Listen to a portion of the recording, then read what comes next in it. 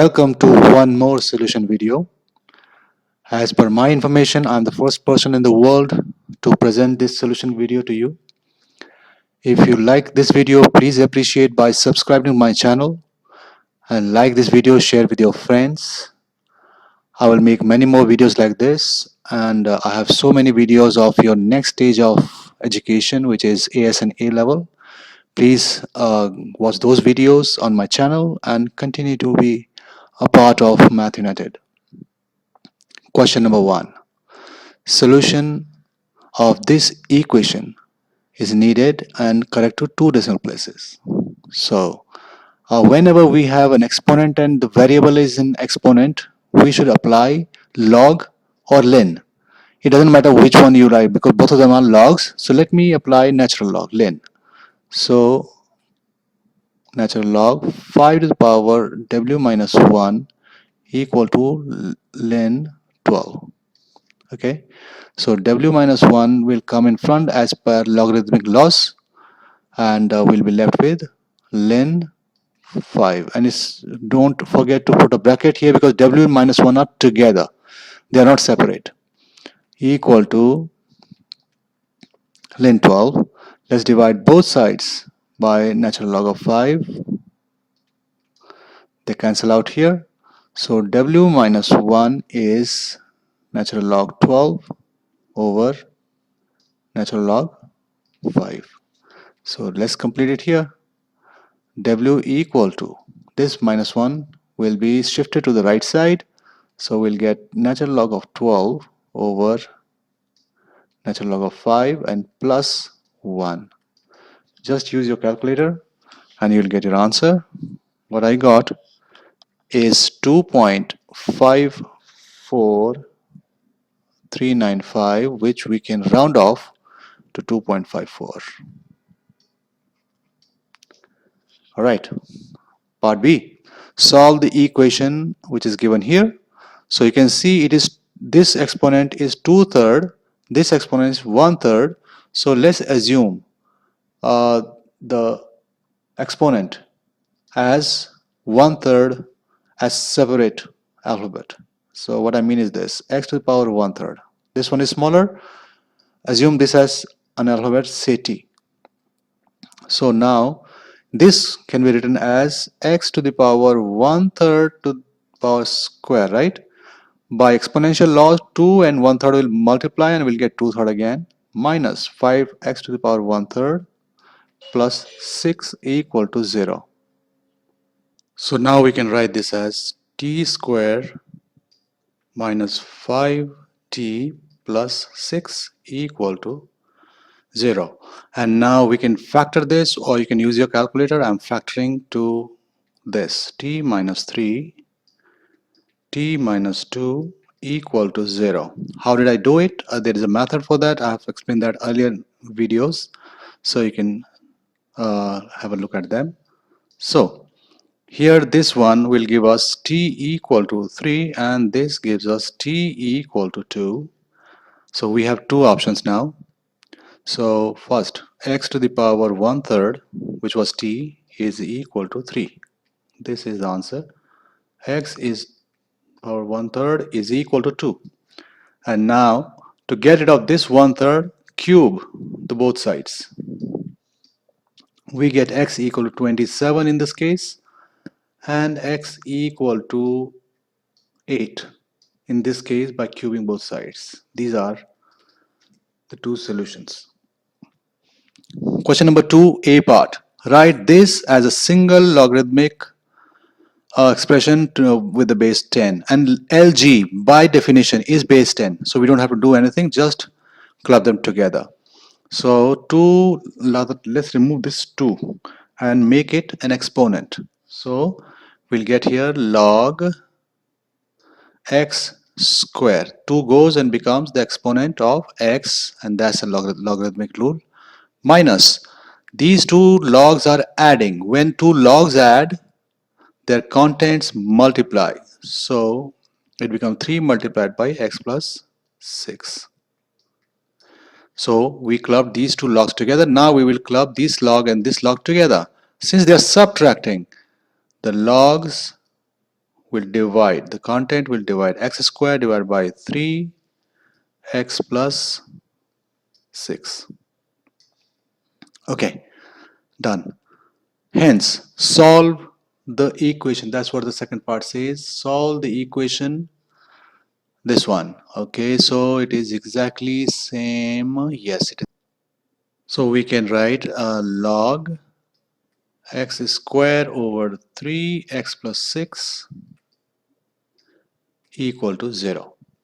Alright, whenever we remove log from one side, the other side becomes the exponent of the base, and base of this log is 10.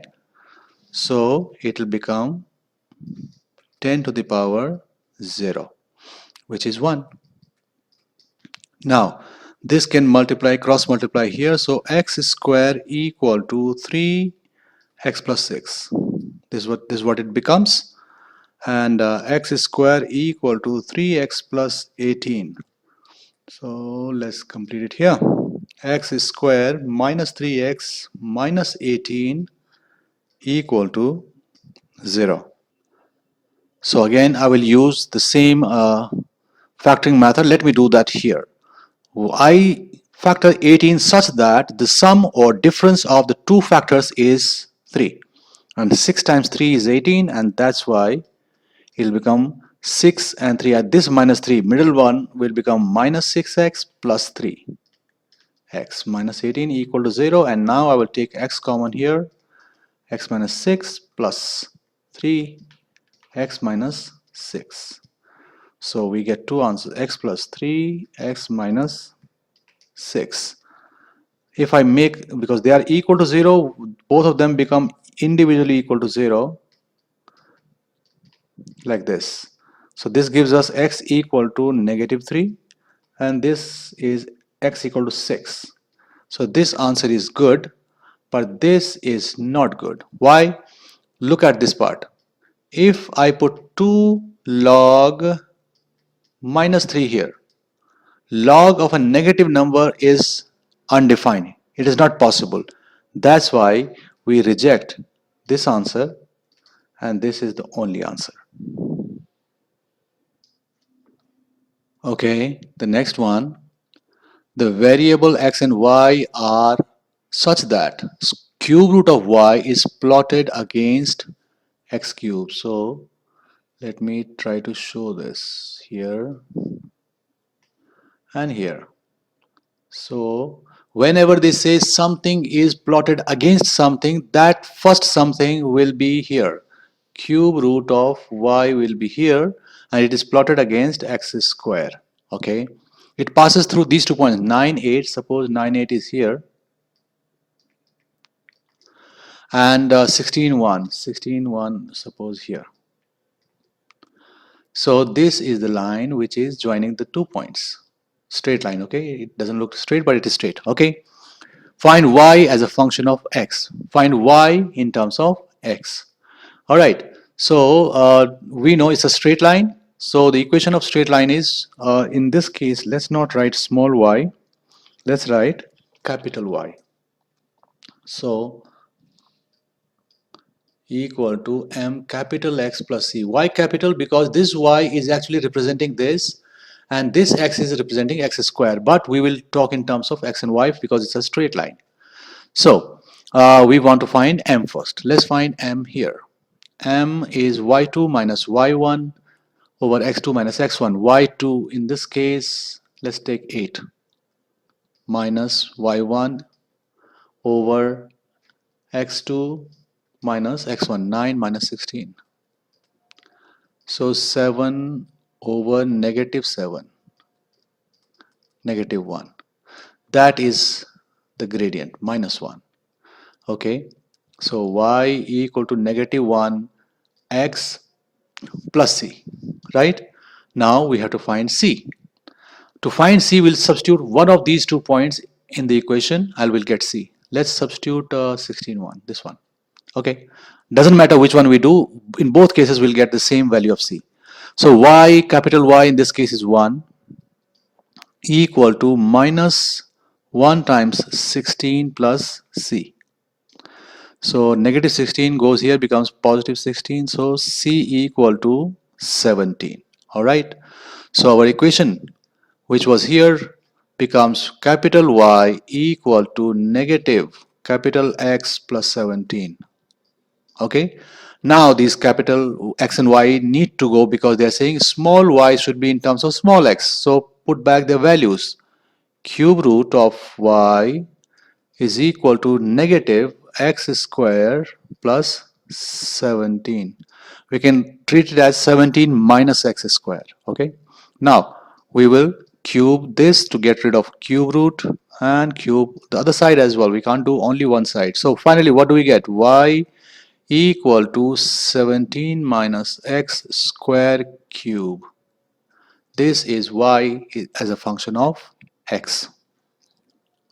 Next, the polynomial, okay, it's a different question. It has nothing to do with the a part. Rather, this is the fourth question. Next question, okay.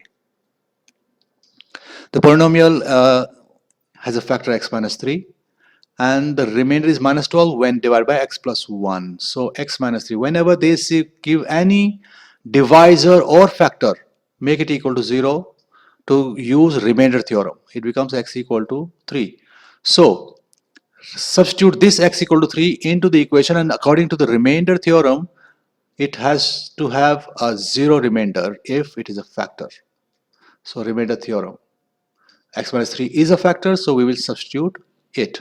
So m 3 cube minus 17 3 square plus n 3 plus 6 has to be equal to 0. So this becomes 27m minus 17 times 9, 153, plus 3n plus 6 equal to 0. Let's bring numbers to the other side. Minus 153 plus 6, 147. So it will become positive 147 on the right side, and here we are left with 27m plus 3n. All are multiples of 3. So let's divide whole equation by 3 to make it simpler. So it becomes 9m plus n equal to 49. Okay, so we got a simpler equation from the first fact they give, that it is a factor. X minus 3 is a factor. Now we will use the second fact. They said when it is divided by x plus 1, so x plus 1, it is a divisor, make it equal to 0, it gives us x equal to minus 1. So according to the remainder theorem, if I substitute minus 1, I should get a value of minus 12. So let me do that. M minus 1 cube minus 17 minus 1 square plus n minus 1 plus 6 has to be equal to minus 12.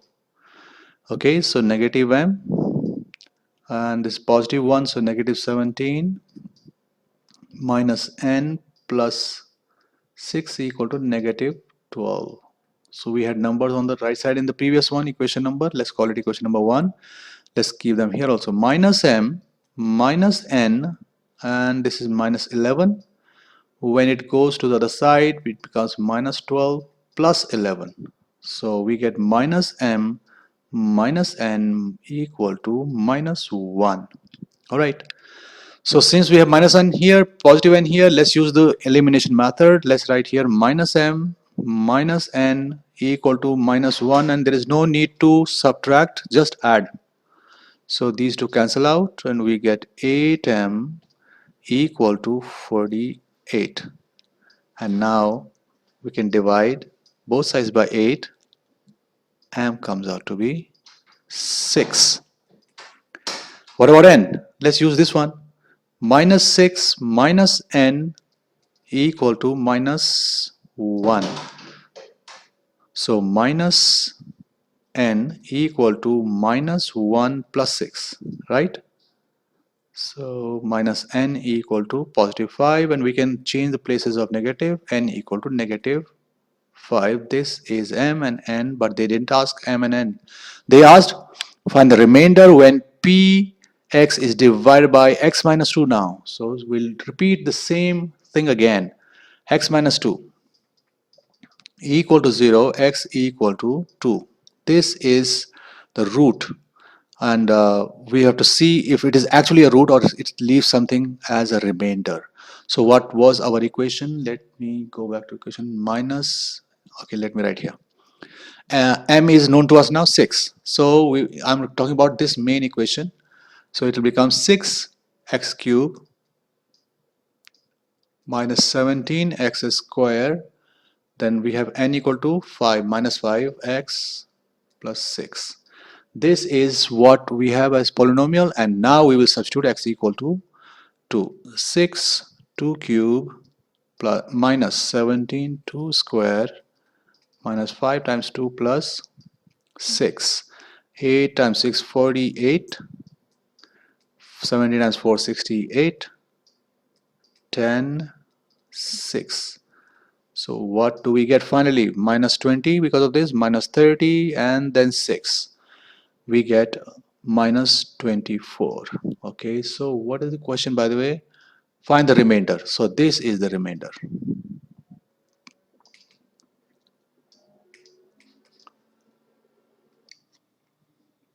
Question number 5a part 1. Write down in ascending order the first three terms of expansion of this one.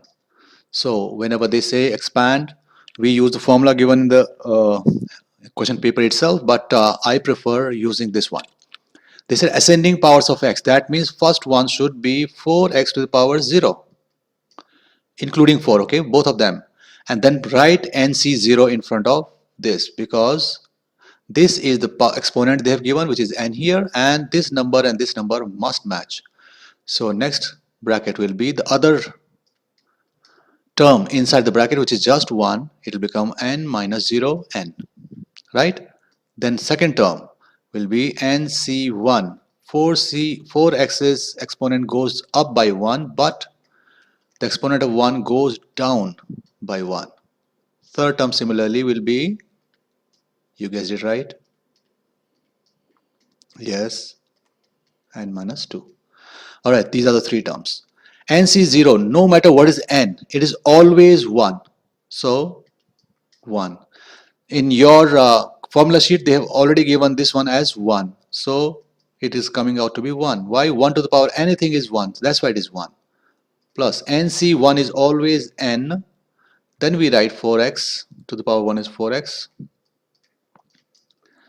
And 1 to the power anything is 1. So just 1. Plus nc2 will be, it will be n factorial, right? Let's write factorial. Let me show you how we got this, okay? So n factorial over n minus 2 factorial, 2 factorial. This is what nc2 will be written as. And then we have 4x square, which is 16x square, and no need to write this because it is just 1. Okay, so now we have to get a little space here. Let's make a space so that I can write it. Okay, so 1 times 1 times 1 is just 1, plus this is 4nx. And here, let me do the rough work here. N factorial can be written as n minus 1 multiplied by n minus 2 factorial. I stopped here because we have an n minus 2 factorial at the bottom. I want to cancel it. So that's how we cancel them out. This may not be useful in this particular question, but it will maybe later on it will be useful. And 2 times, then we have 16x square here. 2 and 16 cancel. So I get 8 here. N minus 1 and 8x square plus n minus 1, and let's write 8 in front and x square. This is the expansion. If you want to expand this also, you can do that. You're welcome to do that, but I will leave it like this. Okay. Next one. In the expansion of this, the same binomial they have given is multiplied by 1 minus 4x. The coefficient of x square is this. Find the value of n. Okay, so let's do that. So first, more space. So we already have this, so let's write them. 1 plus 4nx plus 8n n minus 1 x square. This is the first expansion of the first one. Second one is 1 minus 4x. We have to concentrate on only x square. So 1, what should I multiply this one so that I get x square? An x square, right? But there is no x square here, so no use. 4 and x, what should I multiply this so that I get an x square? 4x. These two x's will give us x square, so we'll do that one first. 4 and x multiplied by minus 4x, that is our first x square. Plus, this is an x square by itself, so it multiplies with this one and it will give us x square. So I will write that one, 8n n minus 1 x square, and again multiplied by 1. That doesn't make any difference. These are the only two x squares possible. An x cube cannot make an x square, so we will not go further than this. This is okay. And they said it is equal to 6032x square, because the coefficient of x square is 6032. First of all, get rid of x square. So we will first simplify this one, minus 16 n x square plus 8n multiplied by n, 8n square, and then we are multiplying by x square and 1, it will be x square. Then 8n multiplies with minus 1 also, so minus 8n again x square equal to 6032 x square. Since all of them are x square, now we don't need to look at them at all. If you didn't write them earlier, that was also okay, but I prefer this way.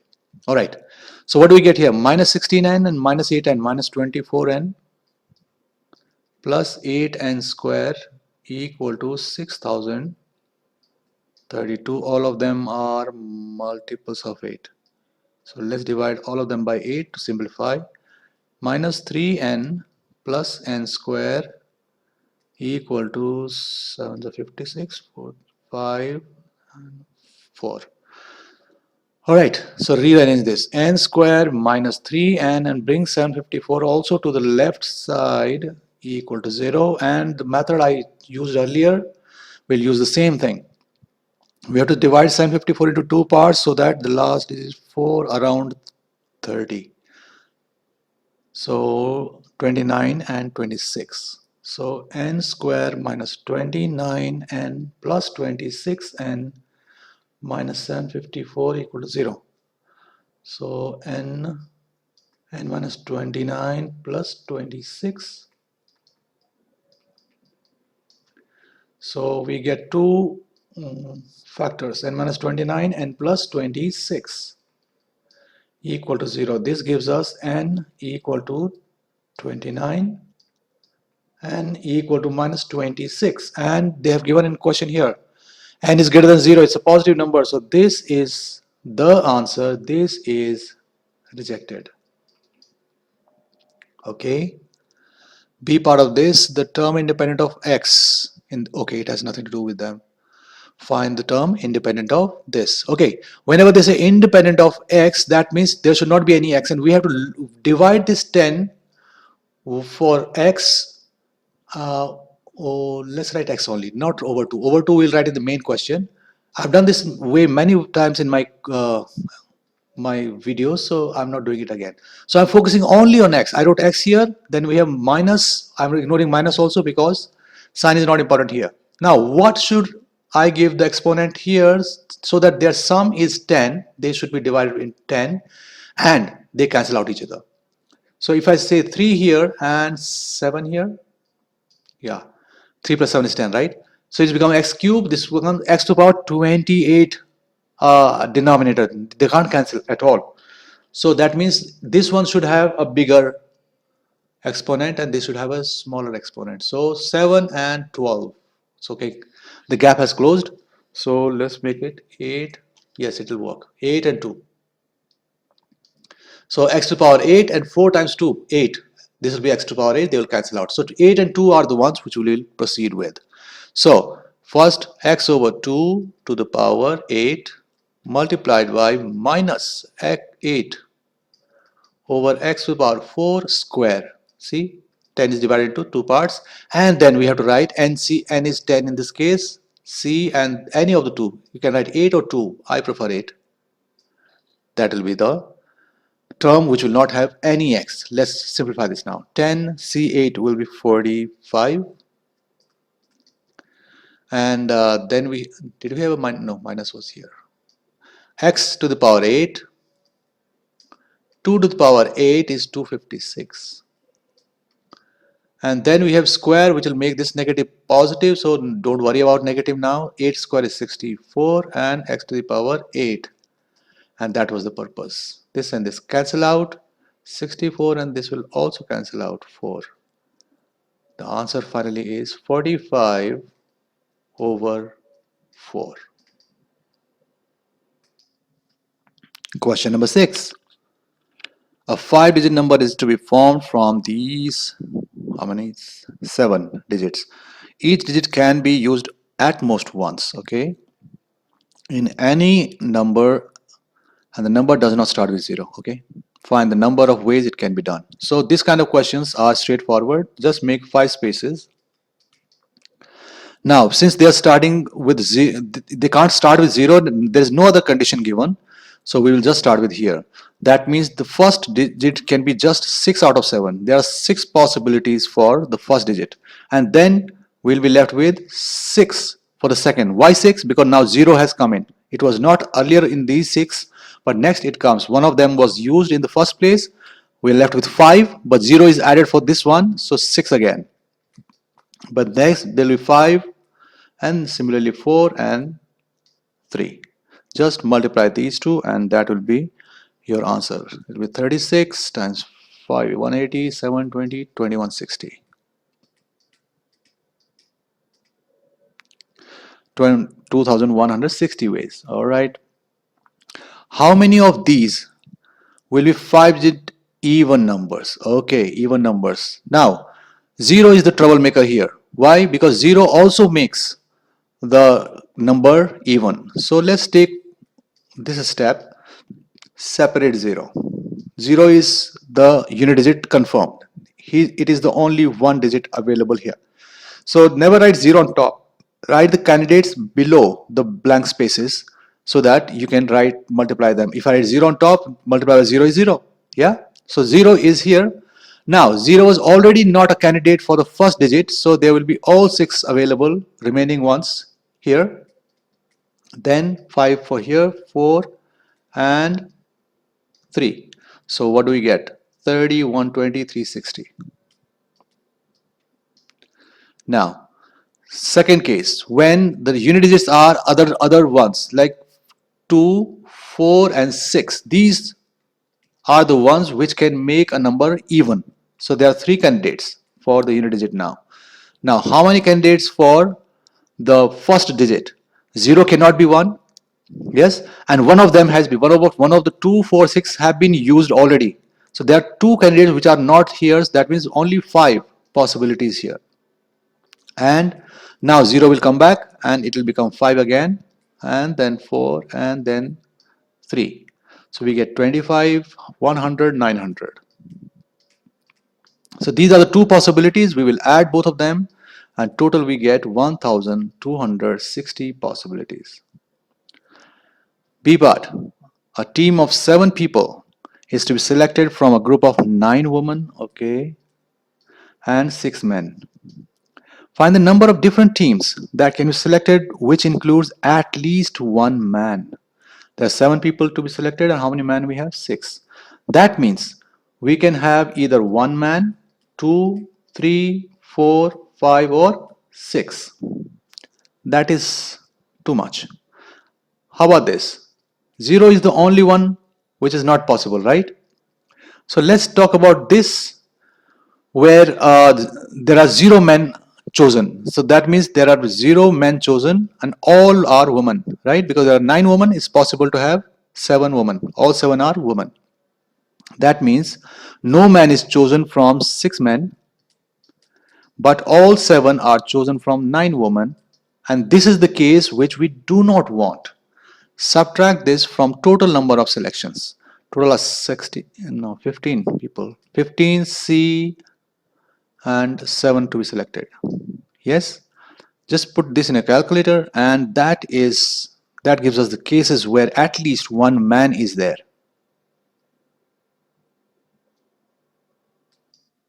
and I got 6399 total number of selections.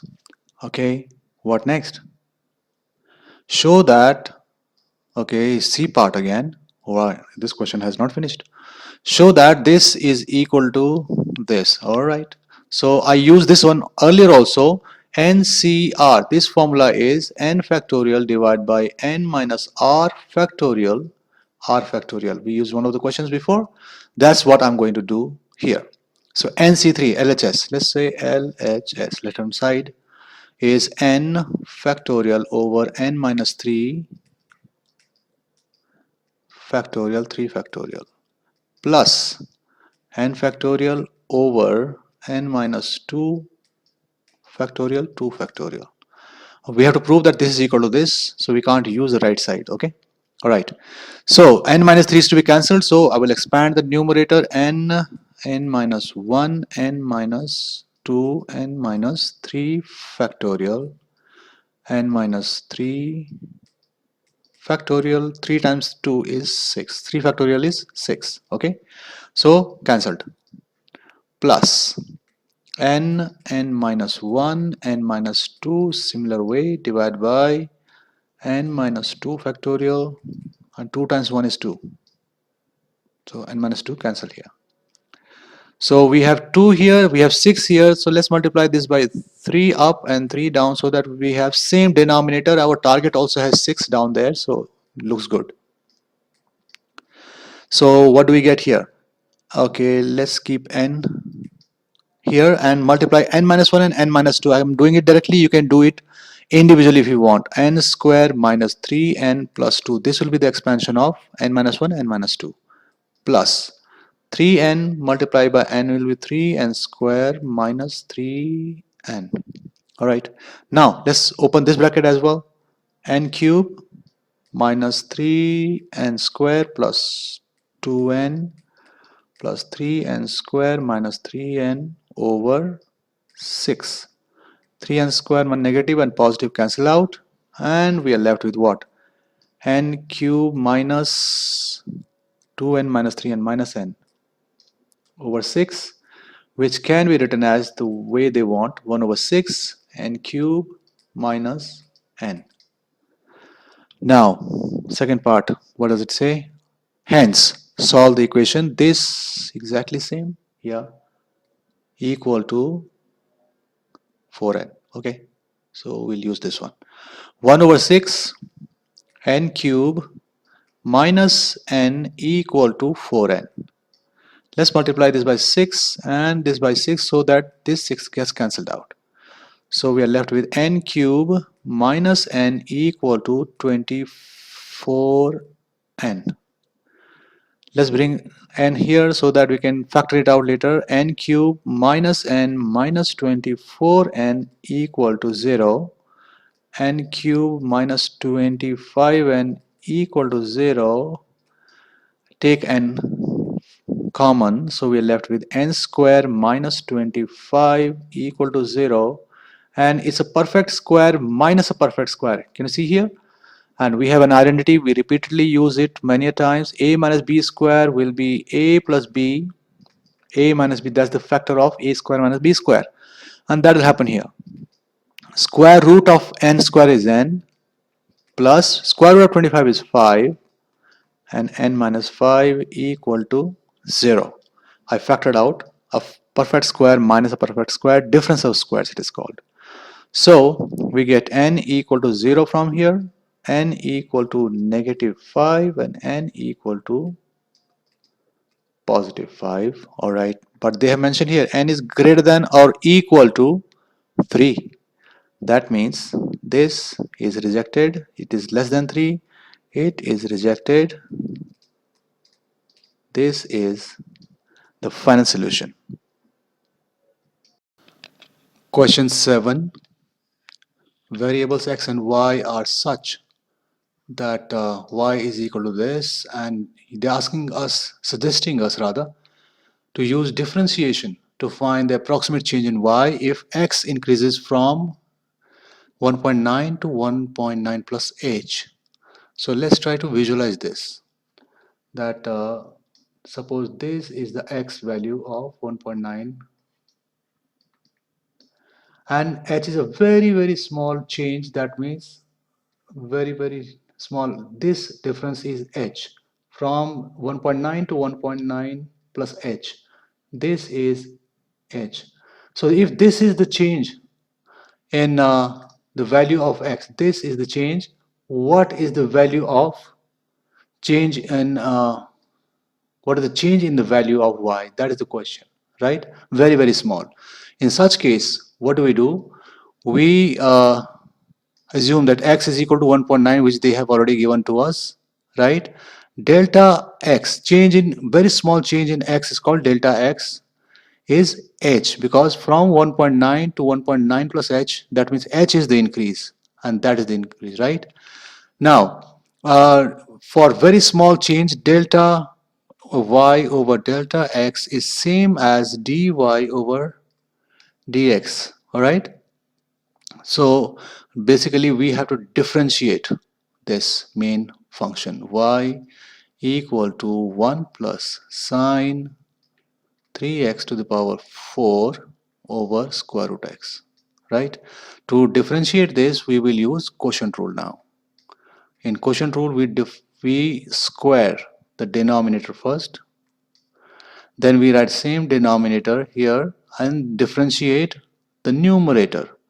1 plus sine 3x to the power 4. If we differentiate it, 4 will come in front and the content of the bracket will remain same and the exponent goes down by 1. So 4 became 3. But further, we have to differentiate what is inside. Inside we have 1 plus sine 3x. So differentiation of 1 is 0. We will not write it. But sine 3x, its differentiation will be cos 3x, and then further we differentiate the angle. So it is multi-stage differentiation basically. Now minus, we will not change the numerator now, we will write it as it is, but we will differentiate the denominator, which is square root x. And if you want to know, square root x can be written as x power half, and if you want to differentiate it, half comes in front and the exponent goes down by 1 as usual, and the differentiation of x is 1, so we won't write it. So basically effectively it will be 1 over 2 square root x, because this becomes minus half, and that's what we're going to write here, 1 over 2 square root x.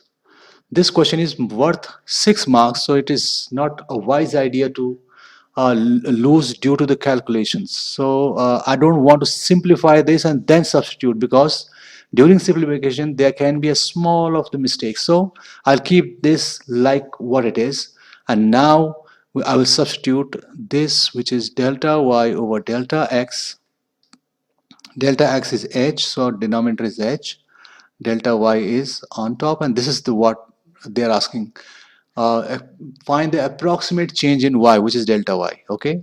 And now, since our x is 1.9, we'll substitute in this whole very carefully. So let me write here 1.9 square root, this 4 and this 3 will give me 12, so let's multiply by 12.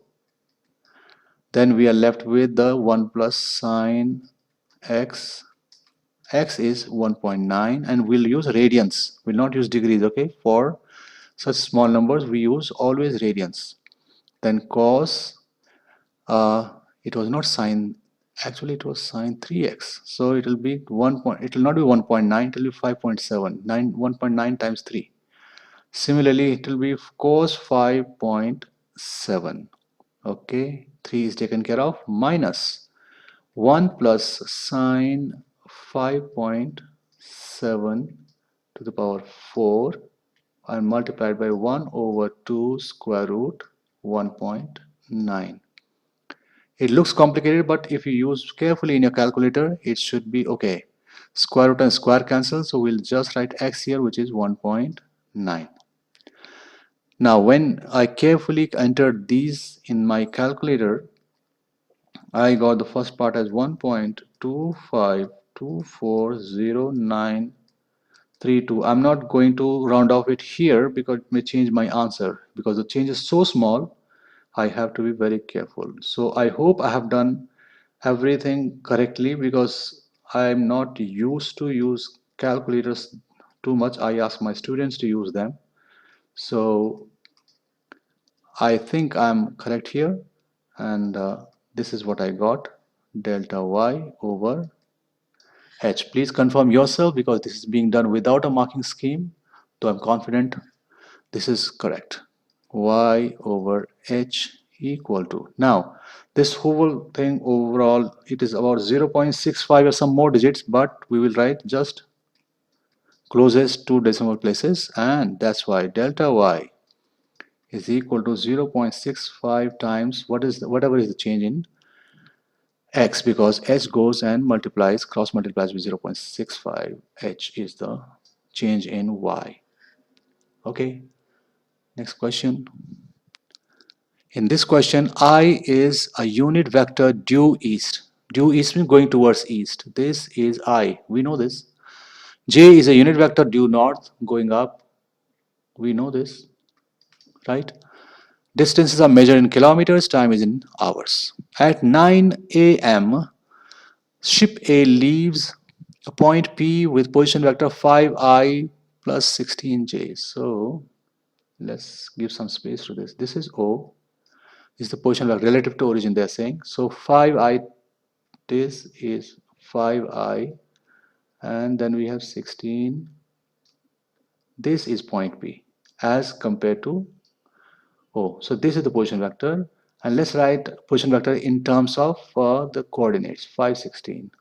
Okay, so this height is 16, this length is 5. All right, it sails with a constant speed of 6 square root 3 on a bearing of 120. So from north, yeah, we have to draw a line to the point P. 120, this will be 90, so 120 will be in this direction. This is 30 degree more than 90, because our bearing starts from north. From north, this is 120 degrees. All right, show that the velocity vector of A, is it A? Yeah, ship A, yeah, is 9i minus 3 square root 3 j. All right, so this is this velocity vector, this one, the one I've just drawn. Its magnitude is 6 square root 3. When velocity vector's magnitude is written, it is actually the speed. So that means the magnitude in this direction is 6 square root 3. That means if I want to write in terms of I and j, this will be the I component here in this direction of this vector, and this will be the j direction component. So to find I, let's focus on this triangle.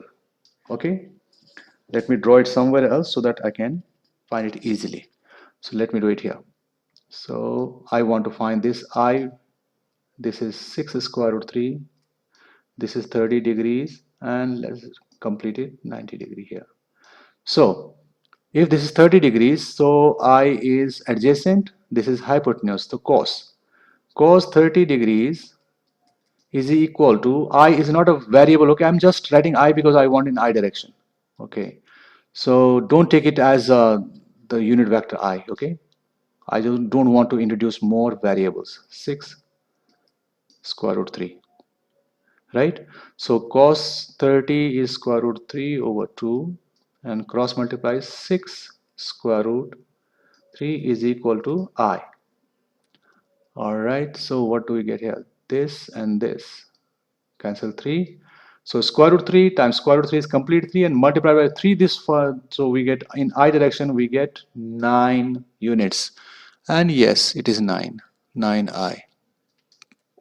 Now similarly we have to find in j direction, so this is what we need to find of this particular velocity vector. Let's call it j, and this angle is 60, isn't it? So we can use the same way. Cos 60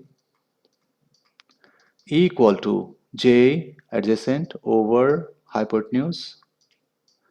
That comes out to be square.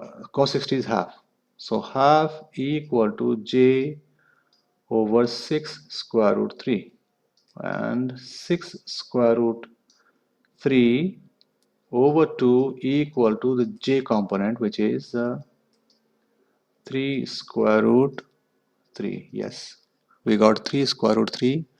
So 9i, and it is in negative direction, down. Can you see? It is down.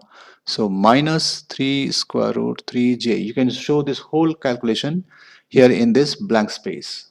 Okay, I thought there will be more calculations to this, but this is what it is.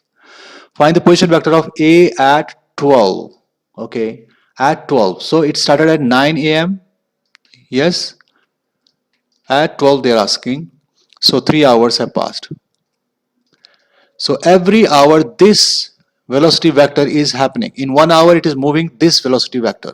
So in 3 hours they are saying the position vector. So we'll just see how much it travels. So total displacement in 3 hours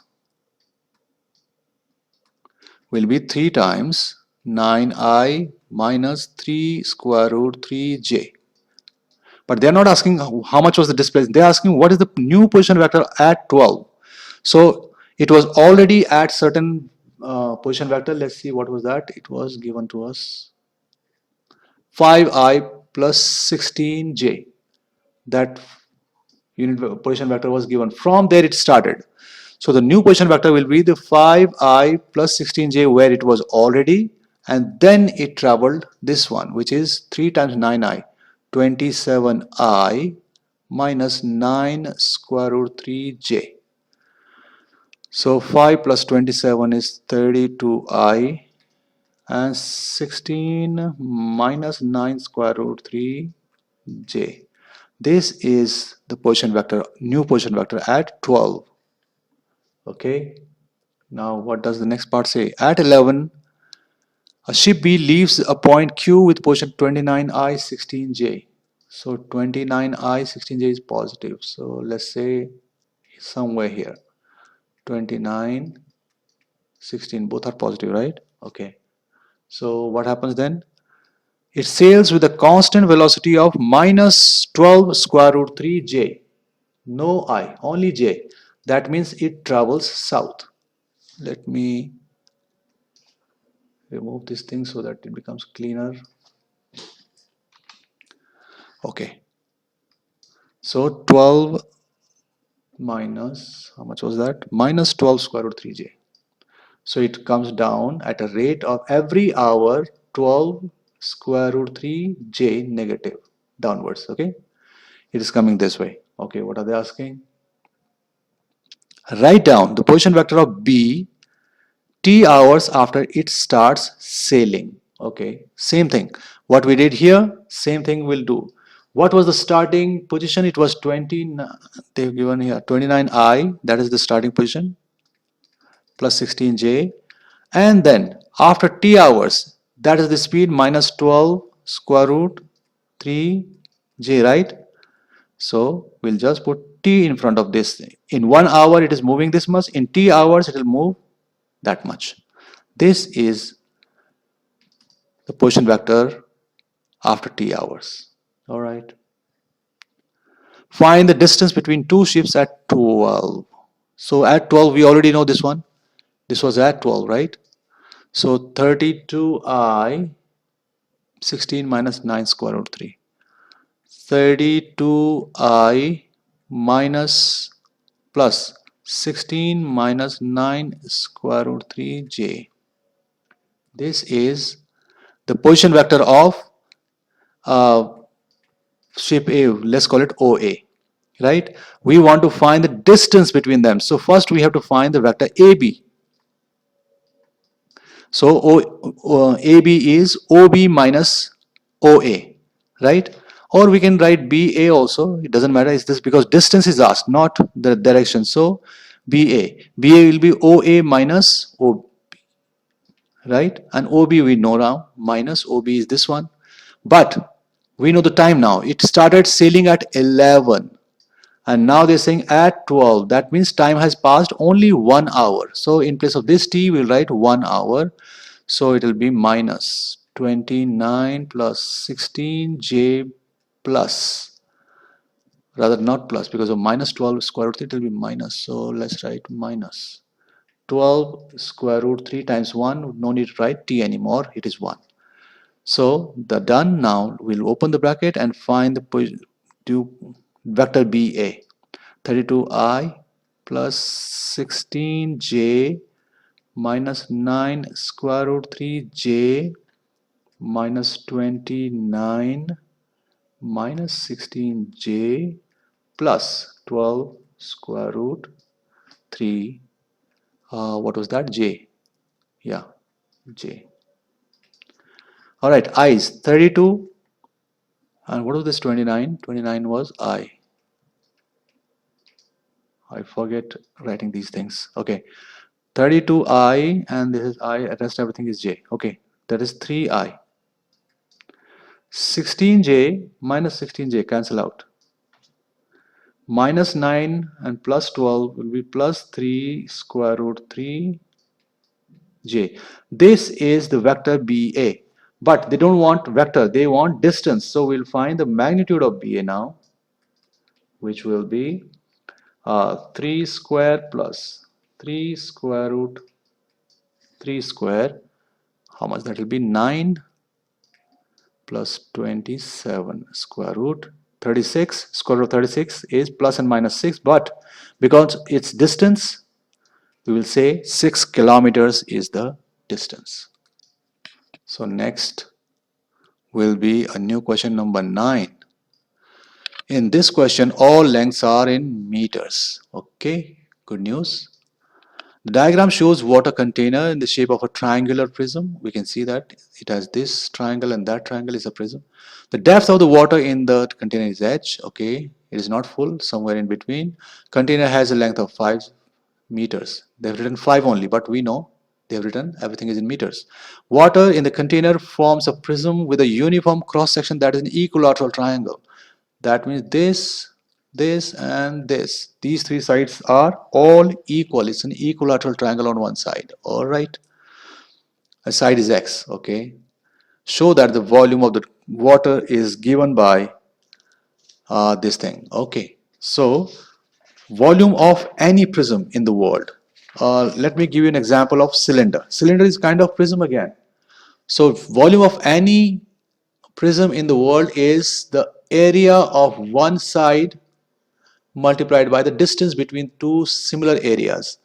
Area of this circle is pi r square and the distance between them is h. That's why the volume of a cylinder is pi r square h. So that's why we will just focus on one triangle on this shape and try to find the area of this triangle, and then we'll find the volume by multiplying by 5. Okay, so it looks complicated, but if you keep your understanding clear, it will be okay. So let me draw that triangle here. This is x, this is x, this is x, and this is h. I want to find the area of this triangle. If you know circular measure in AS level, the area of a triangle is half BC sine A, right? BC are any two sides and A is the angle between those two. So let me take this side as x, this side x, and the angle between them, an equilateral triangle, what is the angle between them? 60 degree or pi by 3. So we'll do that. It will be half times x sine pi by 3. But the problem here is that they want in terms of h, not in terms of x. So first let's write the simplified form of this and then we'll look into it. X square and sine pi by 3 is square root 3 over 2. Now we have to get rid of x and write in terms of h. So what is the relationship between them? Let me focus on this one. Let me show you this triangle. This will relate h with x. So let me draw it here. This is h, this is x by 2, yeah, and this is pi by 3. So Tan, we can use tan pi by 3 equal to h divided by x over 2. X over 2. Denominator of a denominator is a numerator, so I'm writing 2 up there. Okay, so what can I isolate? We want to isolate x because x is to go and h has to come. So x will come to the left side equal to 2h divided by tan pi by 3. They exchange their places. Tan pi by 3 is square root 3. So it comes out to be 2h over square root 3. And now let's write the area of the side, which was this, and we'll substitute x by this. Half times x square is 2h over square root 3 square times square root 3 over 2. Okay, so it becomes 1 over 4 times 4h square over complete 3 and then square root 3 here. All right, 4 and 4 cancel, and let's keep it like this, square root 3 over 3, because the denominator has to be a complete number. It is a complete number 3 here, so I will not cancel out these two. So we get what? H square square root 3 over 3. And now I said if we know the area of one triangle, just multiply it by the distance between two triangles, 5, that becomes the volume. So the volume of the water prism will be h square square root 3 over 3 times 5, and which is exactly what they want. 5 square root 3 h square, they rearranged, and this is what we've shown. What next? Water is pumped into the container at a rate of 0.5 meter cubes per minute. They have involved the time here now. So it is increasing. If water is being pumped, that means the volume of the water is increasing. So that means it is a positive. dV over dt, rate at which the volume is increasing, is positive, and it is 0.5. Find the rate at which the depth of the water is increasing. So they are asking what is dH over dt. When the depth of the water is 0.1, h is 0.1. So to get dV and dH, we have to differentiate this equation with respect to h. dt we will involve later. So dV over dH will be, this is a constant, this is a constant, this is a constant. Let's keep them away. They are not part of differentiation if they are multiplying. They are multiplying and dividing, don't touch them. Just focus on h square. It will be 2h, that will be the differentiation. And if I simplify this, 5 times 2 is 10 square root 3 over 3 h. This is dV over dH. Now we have to involve time. To involve time, we divide the numerator by dt and denominator also by dt. That will not make any difference because dt and dt may cancel out. And dV over dt is 0.5 given. dH over dt we have to find out.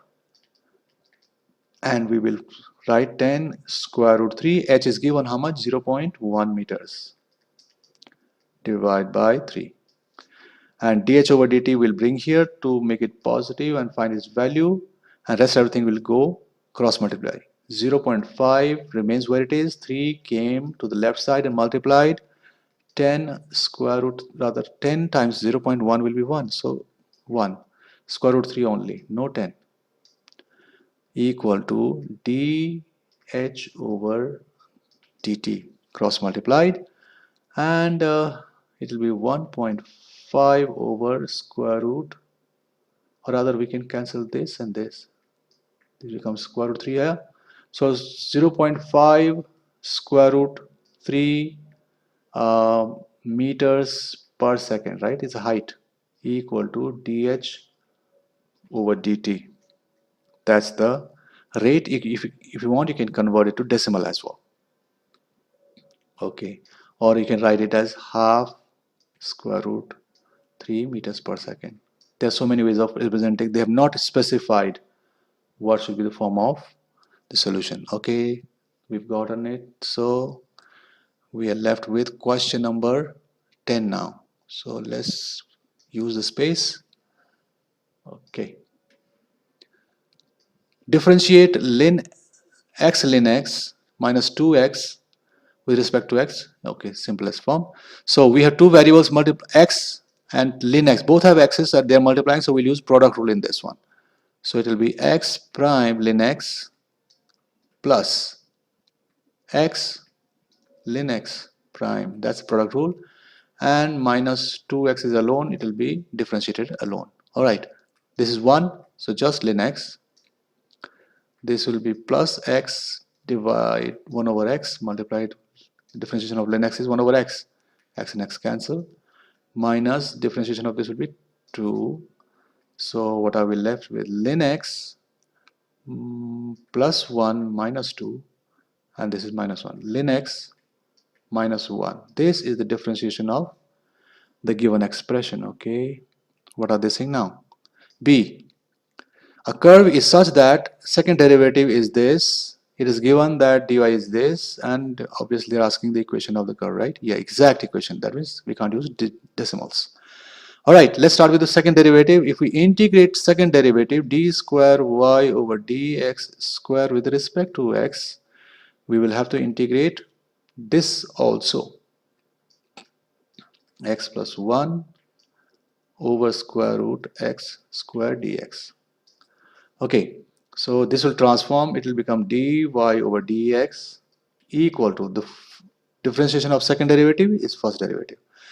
This will be a little complicated, but let's square both sides and it will become easy. So let's square the numerator first, which will be x square plus 1 plus 2x. Yeah, that's what x plus 1 whole square is. Divide by square the denominator also, and this square root will go just x dx. And now we have just one denominator and many terms in numerator. We can separate them to integrate. So it becomes x square over x dx plus 1 over x dx plus 2x over x dx. And we can integrate them now, which will be, this cancels with this, just x. Integration of just x is x square over 2. Integration of 1 over x is ln x. We just did in the first part. Yeah, differentiation we did, here is this integration. X and x cancel, so just 2 was here, so integration of 2 will be 2x and a constant c. This is equal to dy over dx, right? First derivative. Now they're given dy over dx is what? E square over 2 plus 2e when x is e. That's what we will do now. We'll substitute, okay, when x is e, dy over dx is equal to e square over 2 plus 2e. This is what they're saying. So we'll substitute that here now. E square over 2 plus ln e plus 2 e plus c equal to, now dy dx, this one, e square over 2 plus 2e. Coincidentally, this and this is same, 2e and 2e is same, both sides they cancel out. Ln e is 1, 0, that means c is equal to minus 1. Alright, so we will write the new equation now. Dy over dx equal to, it was x square over 2 plus ln x plus 2x, and now c is minus 1. This is the equation of first derivative. Now they're asking us the equation of the curve and it is worth 8 marks. That means we have to integrate once more. So integrate this, we get y. Integrate this, we get x cube over 3 times 2. Yeah, which is 6. Ln x, that is the problem. We don't know how to integrate ln x, right? But they said using your answer in part A. So can you see here ln x and then we have minus 1. And as far as I remember, in part 1 we got ln x minus 1. Can you see? We got this as differentiation of x ln x minus 2x. That means the integration of this will be x ln x minus 2x. And that's what we will use here, x ln x minus 2x. X ln x minus 2x. And then we have plus 2x, whose integration will be 2x square over 2, and we'll write a new variable here, t. I have integrated, okay? I have integrated this directly now. So can we simplify something? Let's write it here. X cube over 6 plus x ln x, nothing common, minus 2 and 2 can cancel. Minus 2x plus x square, nothing, plus d equal to y, right? Now they have given this. Look at this system again. When x is e, y is e cube over 6 plus e square, and we'll get d, value of d, with this. So let me erase the next question to get some space here.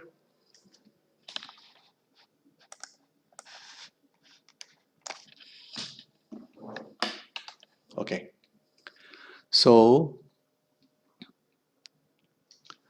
when x is e, y is e cube over 6 plus how much? Plus e square. Plus e square. So that's what we'll do here.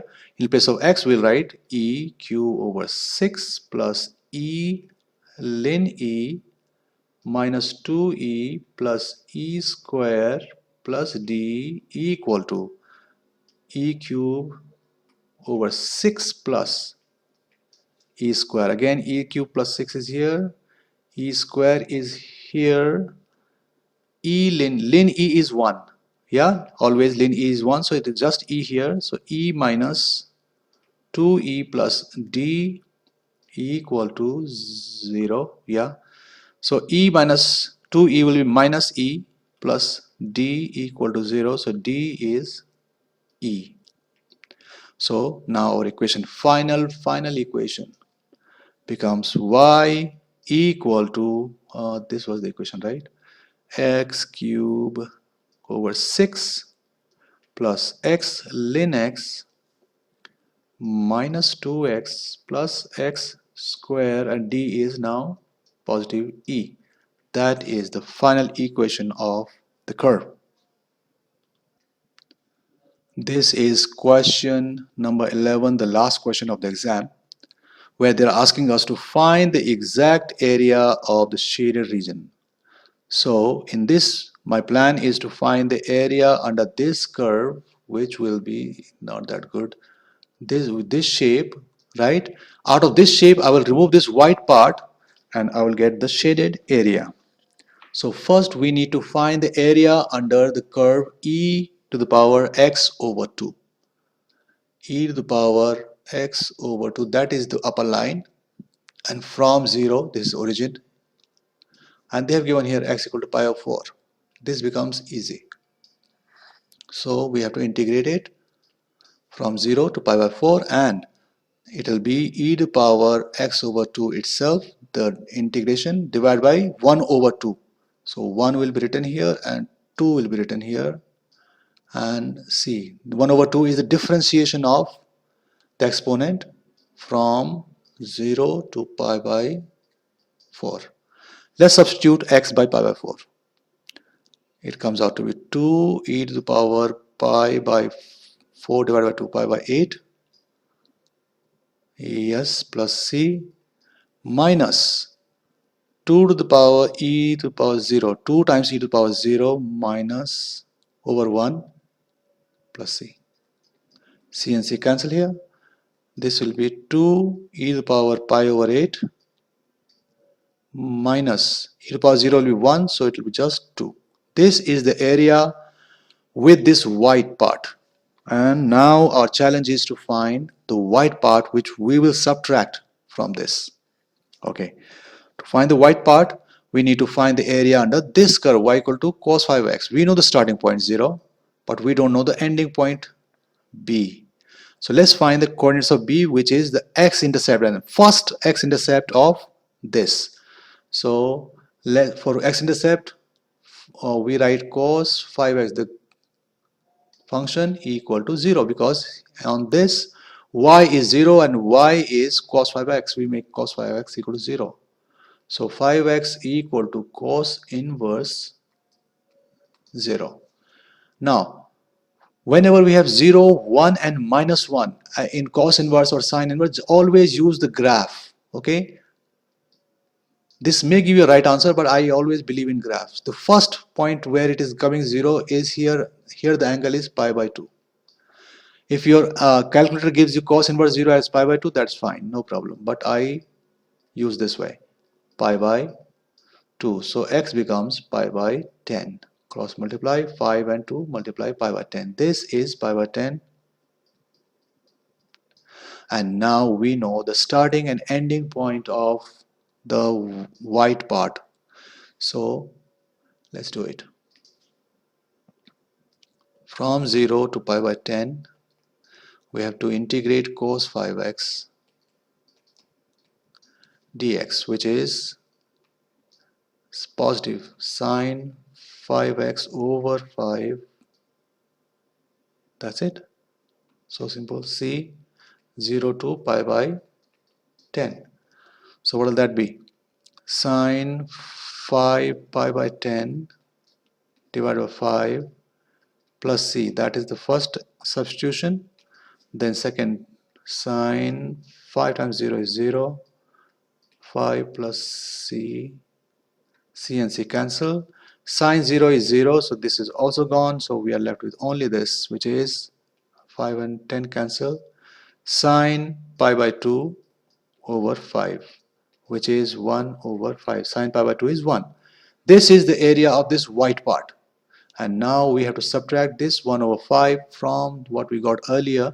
So the area of the shaded region will be e to the power pi by 8 minus 2 and further subtract 1 over 5. And they're saying exact area? Yeah, they're saying exact area, so we don't have to evaluate e to the power pi by 8 minus, okay, how much that will be? 10, 11 over 5. This is the area. You can write units square.